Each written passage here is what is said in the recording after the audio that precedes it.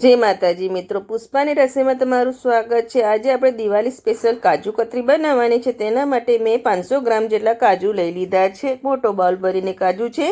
તમે ટુકડા કાજુ લેવા હોય તો તે પણ લઈ શકો છો। મેં તેને 2 થી 3 કલાક માટે ફ્રીઝરમાં મૂકી દીધા હતા। જ્યારે પણ કાજુ કતરી બનાવી હોય ત્યારે તેને 1 થી 2 કલાક માટે ફ્રીઝરમાં મૂકી દેવાના, જેથી પીસતી વખતે તેમાંથી તેલ છૂટું ના પડે। હવે મિક્સર જાર લઈ લઈશું। મિક્સર જારમાં આપણે કાજુને એડ કરી દેવાનું છે। ઢાંકણ બંધ કરીને આપણે ઓન ઓફ કરીને પીસવાનું છે। એકદમ ચલાવીને નથી પીસવાનું, ઓન ઓફ કરીને પીસી લઈશું, જેથી આપણે તેલ ના છૂટું પડે। પીસાઈ ગયું છે। જો જરા પણ તેલ છૂટું નથી પડ્યું। આ રીતે તમે ફ્રીઝરમાં મૂકીને પીસો તો એકદમ ડ્રાય જ રહે છે। એક મોટું બાઉલ લઈ લીધું છે અને તે કાજુના પાવડરને આપણે ચારવાનો છે, એટલે ચાળણી લઈ લઈશું અને થોડો થોડો એડ કરીને આપણે તેને ચારી લેવાનો છે। જે આપણે ક્યાંય પણ આખા કટકા રહી ગયા હોય તે તમારે ફરીથી લઈને તેને પીસી લેવાનો। પાવડર બનીને રેડી થઈ ગયો છે। હવે તે જ બાઉલમાં મેં ખાંડ લઈ લીધી છે। ખાંડ આપણે 400 ગ્રામ જેટલી લીધી છે। થોડુંક મેં એક મોટો બાઉલ કાજુ હતા તો તેનાથી થોડીક ઓછી ખાંડ લીધી છે। ઘર પણ તમારા ટેસ્ટ મુજબ લેવાનું, પણ આપણે જો 500 કાજુ હોય તો 400 ગ્રામ જેટલી ખાંડ લેવાની હોય છે। હવે એક બાઉલ લઈ લઈશું। બાઉલમાં આપણે ખાંડને એડ કરી દઈશું। હવે જેટલી ખાંડ લીધી છે તેનું અડધું પાણી લેવાનું છે। ખાંડ ડૂબે એટલું પાણી લઈ લઈશું। હવે આપણે તેને ઉકાળી લેવાની છે અને એક તારની ચાસણી બનાવવાની છે। હવે તેને ચલાવતા રહીશું। લગભગ 5 થી 7 મિનિટ જેવું લાગે છે ચાસણી રેડી થતા। જો ખાંડ પીગળી ગઈ છે, હજુ ઉકળે છે। 1-2 વાર તમારે ચેક કરી લેવાનું છે। ચાસણી તમારી પરફેક્ટ હશે તો તમારી કાજુ કતરી પરફેક્ટ બનશે। હવે ચેક કરી લઈશું। ચીકણી તો થઈ ગઈ છે, પણ તાર બન્યો છે કે નહીં એ ચેક કરવાનું છે। 1 થી 2 વાર તમે ચેક કરશો તો હજુ થોડી વાર છે, હજુ તાર નથી બનતા। જો હજુ પણ ઉકાળી લઈશું। ફરીથી ચેક કરી લઈશું। પ્રોપર એક તાર બનવો જોઈએ। જો તમે જોઈ શકો છો એક તાર બની રહ્યો છે આપણો। આવી રીતે જો ખેંચાઈ રહ્યો છે, એક તાર થઈ રહ્યો છે। હવે પ્રોપર એક તાર બની ગયો છે। આવી રીતે એક તાર બને પછી જ આપણી ચાસણી રેડી થાય છે। હવે ગેસની આંચ મેં સ્લો કરી દીધી છે અને 1 ચમચી જેટલું ઘી લઈ લીધું છે। ઘીને સરસ આપણે ચાસણીમાં મિક્સ કરીને પીગાળી લઈશું। આંચ એકદમ સ્લો કરી દીધી છે।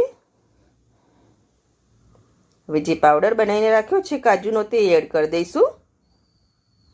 આંચ મીડિયમ આંચ ઉપર હવે સરસ મિક્સ કરી લેવાનું છે કાજુના પાવડરને।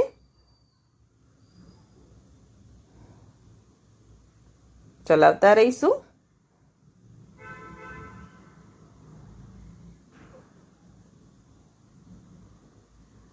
હવે થોડો ડો આપણો થોડો કાજુનો મિક્સ થાય અને ભેગો થાય ત્યાં સુધી તેને ચલાવતા રહેવાનું। આંચ એકદમ સ્લો જ રાખીશું, ફાસ્ટ નહીં કરી। વચમાં 1-2 વાર આપણે ચેક કરી લેવાનું છે। એક પ્લેટમાં લઈને ગોળો વરે એવું બેટર થાય ત્યાં સુધી તેને ચલાવતા રહેવાનું છે।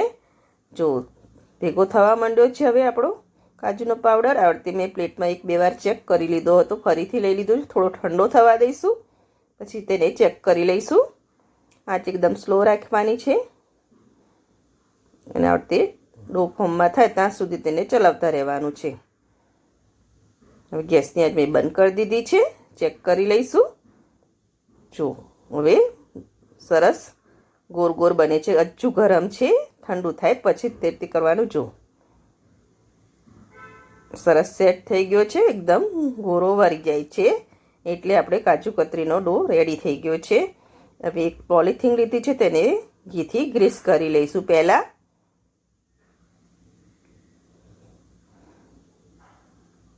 તે પોલિથીન ઉપર ઘી લગાવી લેવાનું છે અને કાજુનો ડો બન્યો છે તેને આપણે આ પોલિથીન પર લઈ લઈશું। લઈ લીધો છે। હવે તેને પોલિથીનથી પેક કરીને સરસ મસળી લેવાનો છે। સાઈડમાં થોડું ઘી લગાવી લઈશું કે ક્યાંય આજુબાજુ ગરમ ગરમ નથી કરવાનું, થોડો ઠંડો થાય પછી તેને મસળવાનો છે। ઠંડો થઈ ગયો છે થોડો. હવે મસળી લઈશું. જો આ રીતે 2 હાથની મદદથી આ રીતે ઉલટ પુલટ કરીને મસળી લેવાનો છે.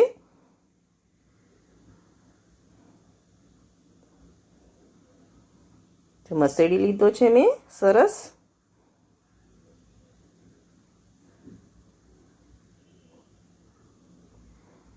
થઈ ગયો છે સરસ, મસળાઈ ગયો છે.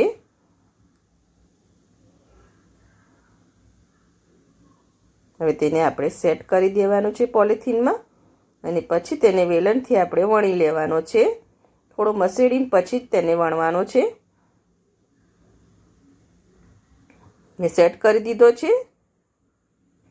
જેટલી સાઈઝની તમારે કાજુ કતરી બનાવી હોય તે સાઈઝની વણી લેવાનો છે. આપણે મીડિયમ વણી લઈશું, ના બહુ જાડી ના બહુ પતલી એવી કાજુ કતરી બનાવીશું. આ રીતે વેલણ મારીને વણી લેવાનું છે. પોલિથીન ઉપર જ વણીને પછી પોલિથીન હટાવીને પછી વેલણ મારી લેવાનું છે. જો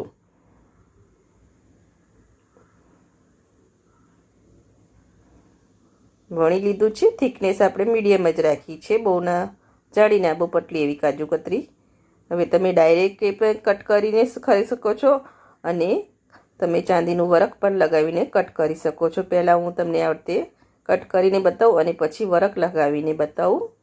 આ રીતે ફૂટપટ્ટીની મદદથી બીજા કટરથી કટ મારવાના છે, એટલે બધી કાજુ કતરીનો શેપ એક સરખો આવશે. તમે ડાયરેક્ટ પણ આ રીતે કરી શકો છો ને વરખ લગાવીને પણ કરી શકો છો. હવે આપણે વરખ લગાવી લઈશું.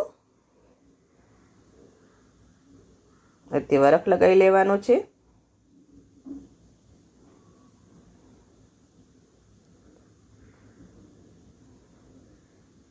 વરખ લગાવી દીધો છે. જો વરખ લગાવીને પણ તમે કટ મારી શકો છો ને પહેલાં પણ કટ મારી શકો છો. હવે આપણે ડાયમંડ શેપ આપીશું. આ રીતે કટ મારી દઈશું. કટ મારી દીધા છે. થોડા ઠંડા થાય પછી આપણે કાજુ કતરીના પીસને જો હું તમને ચેક કરીને બતાવું. એકદમ સોફ્ટ અને ટેસ્ટી એવી આપણી ઘરે જ બનાવી છે કાજુ કતરી. જો એકદમ બનીને રેડી થઈ ગઈ છે. ખાવામાં પણ બહુ ટેસ્ટી લાગે છે. તમે આ દિવાળી પર કાજુ કતરી ઘરે જ બનાવજો. અને જો તમને મારી આ કાજુ કતરીની રેસીપી ગમતી હોય તો મારા વિડીયોને લાઈક કરજો, સબસ્ક્રાઈબ કરજો અને બેલ આઇકન જરૂરથી દબાવજો. ફટાફટ ને ઝટપટ બની જાય એવી કાજુ કતરી બનીને રેડી છે.